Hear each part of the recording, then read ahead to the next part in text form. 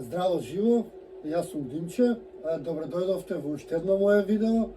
Ова видео го снимам на крајот од месецот, се трудам да го снимам секој месец, каде што одговарам на вашите прашања, затоа што сакам да бидам во интеракција со вас, сакам да комуницираме и добивам многу прашања под моите видеа на Facebook, по социјалните мрежи, но меѓутоа не можам да куцам да ви ги одговарам прашањата, а да не мислите дека сум арогантен или дека неќам комуникација. Јас на овој начин ќе ви одговарам на прашањата, онолку колку што умеам и колку што имам знаење. Се надевам ќе бидете задоволни и да не должам многу, одиме со првото прашање. Првото прашање го добив, кој е сварок и што е звездата на сварок. Значи, во мојот свет, тоа е малку чудно, затоа што сварок е дел од нашата митологија и ја мислам дека сите знаете кој е сварок, меѓутоа испеја дека не знаеме, знаеме за грчките, знаеме за италијанските богови, знаеме за, не знам таму, за афричките, египетските, меѓутоа за нашите не знаеме. Еве да ви кажем јас накратко кој е сварок. Значи, сварок е создавателот на оваа вселена во која што се наоѓаме ние. Ова е символот на неговата звезда, а ова е знакот кој што користеле нашите предци, а кој што е поврзан со сварок, а тоа е коловратот. И многу интересно за овој знак е тоа што овој знак ја има формата на нашата галаксија. Значи, нашите предци знаеле на некој начин како изгледа нашата галаксија, а ние сега тоа можеме да го видиме со помош на модерна технологија, со помош на телескопи, меѓутоа нашите предци знаеле како изгледа нашата галаксија и токму овој знак, знакот на сварок или коловратот, нашиот стар символ, ја представува нашата галаксија во која што живееме, а сварок е нашиот виш бог или висок бог, кој што ја создал оваа галаксија, кој што ги создал сите планети и кој што ги создал и другите богови кои што се наоѓаат во нашиот дел од универзумот. Во тоа верувале нашите предци, тоа е дел од нашата митологија, тоа накратко за сварок. Иначе за нашата митологија уште можем да кажем дека пред да се создадат овие држави, пред да постои таа наша голема држава, на оваа планета постоела една светска, светла цивилизација, од бели луѓе, ариевци, ариевци, хариевци. Таа групација на бели луѓе или таа планетарна вселенска цивилизација се нарекувала род. Така да сварок е творец на родот, односно на сите нас. Тој кој е создал галаксијата, прво го направил родот, а тоа е така наречено сите бели луѓе на оваа планета. Ние некогаш сме живееле под едно така наречено владение и сме се нарекувале род. Значи, во нашата минато не постоеле држави. Државите се измислица на ровладетелскиот римски систем, кој што ни се наметнал. Меѓутоа, пред тоа постоел само родот. Ние сите сме, како што гледате и денеска, изгледаме сите исто, зборуваме сличен јазик. Така да не треба многу да се објаснуваме, сите знаеме дека некога сме биле една држава или еден род. И многу луѓе ќе ме прашаат од каде докази сега за овие работи. Меѓутоа, нема потреба од докази. Вие кога ќе слушнете нешто што е вистина, во вас се буди тоа генетско сеќавање. Така да самото ваше генетско сеќавање ќе ви каже што е вистина, што не е. Значи, ние сите се сеќаваме на родот, односно во нашите гени имаме докази за тоа светло уредување, планетарно уредување, кое што било блиску поврзано со природата, или може да се каже дека тоа било светло природно уредување наречено род. Негов противник биле секако паразитите и тоа вештачко уредување кое што дошло од никаде, или така наречено темниот пустош. и долго време имало битка меѓу родот и паразитите. За жал, до пред 14.000 години има записи како тоа сето се одвивало, тоа сето е запишано во нашите словенско-ариевско веди, кои што се едни од најстарите веди. Меѓутоа, од пред 14.000 години навеќе ние немаме никакви податоци, односно тогаш на некој начин почиња владењето на паразитите или на тие темни структури или вештачки структури. И како што можете да видите и ден денеска има некои луѓе кои што сакаат само вештачки работи, има луѓе кои што сакаат природни работи, а тоа е сето затоа што влечеме корења или од таа природна цивилизација или од таа вештачка цивилизација. Значи тоа накратко околу сварок и околу род. А сега одиме понатаму со другите прашања. Наредно прашање ми е што мислам за пожарите. За тоа прашање имам зборувано и во подкасти, мислам дека и во некои од моите видеа. Значи за пожарите нема што да мислам, за пожарите е многу очигледно дека се подметнати, дека се случува некоја операција на територијата на Македонија. Колку можам јас да знам, верувате колку што знаете вие, толку и јас. Меѓутоа, моето мислење е дека поради тоа што на почеток од годинава, некои фирми веќе склучиле договор за купување на дрво кое што е изгорено, очекувајќи пожари, тоа сето ми ствара сомнеш дека можеби пожарите се намерни. Од пожарите корис имаат највеќе прво сточарите, затоа што се зголемуваат нивните пасишта, можат тие да пасат стоката, значи број 1 виновници за пожарите се сточарите, они најчесто палат, потоа таа шумска мафија, потоа можеби државата со некои политички структури, луѓето од невнимателност.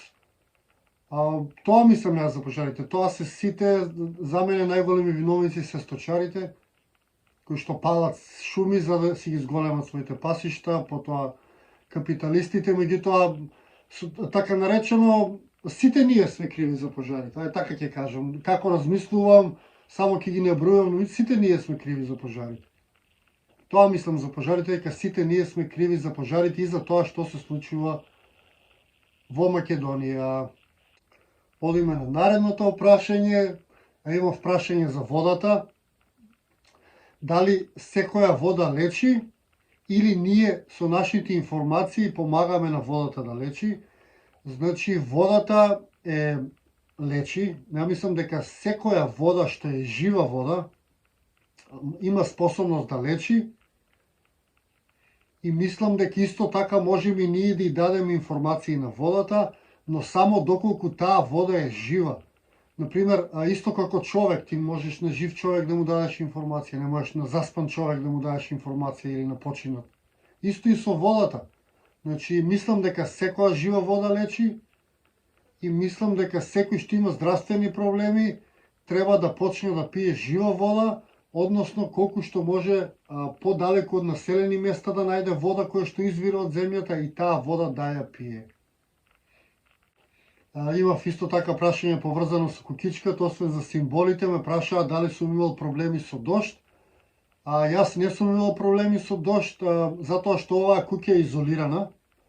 Јас оваа куќа ја изолирав со што ќе најдам, односно со рециклирани материјали, меѓутоа оваа куќа може убаво да се изолира, односно доколку правите куќа од земја, да се изградите покрив како на куќа од модерен тип на градба или како на бетонските куќи, можете да си направите кров и на оваа куќа и така да немате проблем со дождот. Јас сум немал проблем со дождот, освен додека ја градев куќата. Јас како ја зидов куќата нагоре, ја правам купола и сега зидовите полека ги стеснувам нагоре малку по малку.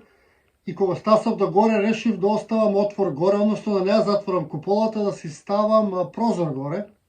Тоа ми дојде интересна тема, интересна идеја. И јас оставив горе отвор и си заминав, во Велес тогаш си заминав. Времето беше топло, меѓутоа лето беше, од не најдеш се случи невреме. односно заврна огромна количина на дожд.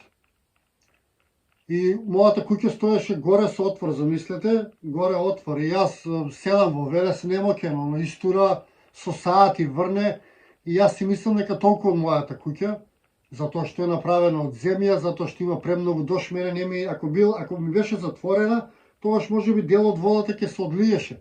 А овака целата вода знаев дека ми паѓа внатре. Немаше прогноза за дожд и не си ја покрив кукичката. И јас веќе се опростив од кукичката. И кога запра дождот, другиот ден се упатив нека кукичката, дојдов и видов дека во кукичката стои, ушто далеко кога видов дека стои, кажав, вау, ова е стварно чудо. И кога се доближи, видов дека во кукичката има можеби пола метро на вода, значи како некој мал базенци имаше створено, докато што се праговите, докато што има вградено, оно се беше наполнето со вода. И јас ја оставив таа вода, беше топло, таа вода се повлече, ѕидовите се исушија, куќата го издржа сето тоа. Тоа ми е единствената случка која што се имал со вода. После тоа јас куќата ја покрив, после нели кога ќе се изгориш, после и на млекото дуваш, после ја покрив куќата јас и после тоа нема проблеми со дожд, затоа што куќата ми е изолирана од озгоре. Имам направено и стреј, така да водата се одлива далеко од куќата и немам никаков проблем со дождот. Имам прашање за нумерологија, астрологија, шо мислам, меѓутоа ја појма немам за тоа. Никогаш не ме влечело, никогаш не ме интересирало и не знам ништо за тоа. Наредно прашање имам, што мислам за гуруата или така наречените духовни учители. Видите, духовни учители не постојат, затоа што душата е една голема непознаница, нешто за што најмалку се знае на овој свет. И како може да има учител за нешто што толку малку се знае? Односно за душата се знае многу малку, а некои тврдат дека се духовни учители, а за тие гуруовци и тоа источно движење, мислам дека тоа е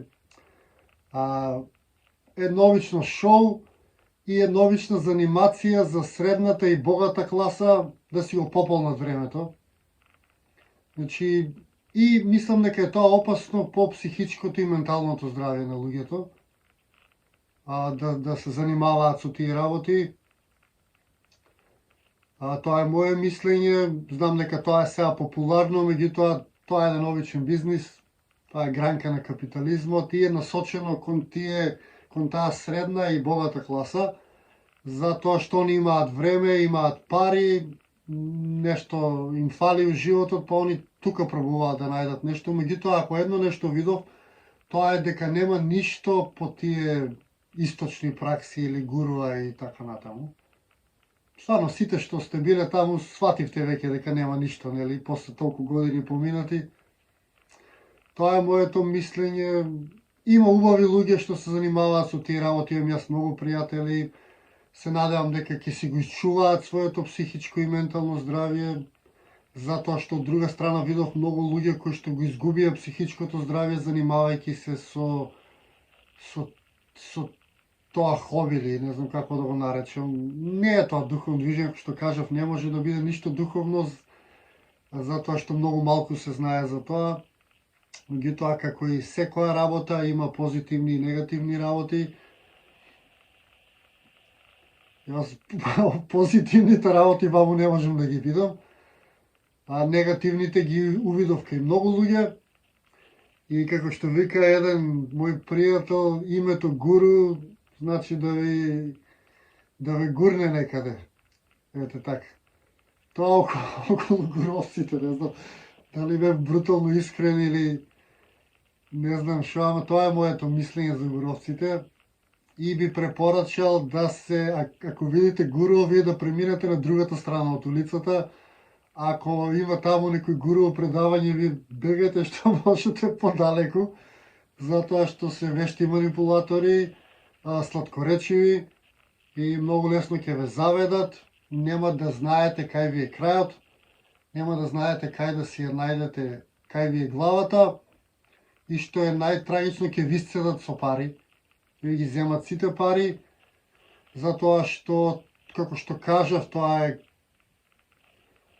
таква работа која што е насочена кон средната и богатата класа за да им се земаат парите, а од друга страна овие да си најдат некоја занимација. Тоа кугуровците, може многу да зборувам на таа тема, меѓутоа, ето, мислам дека е тоа доволно сега за сега, што мислам за гуровците, за гурувата или духовните учители. Тоа е тоа следно прашање како да се пронајдете во живот, односно која е вашата цел.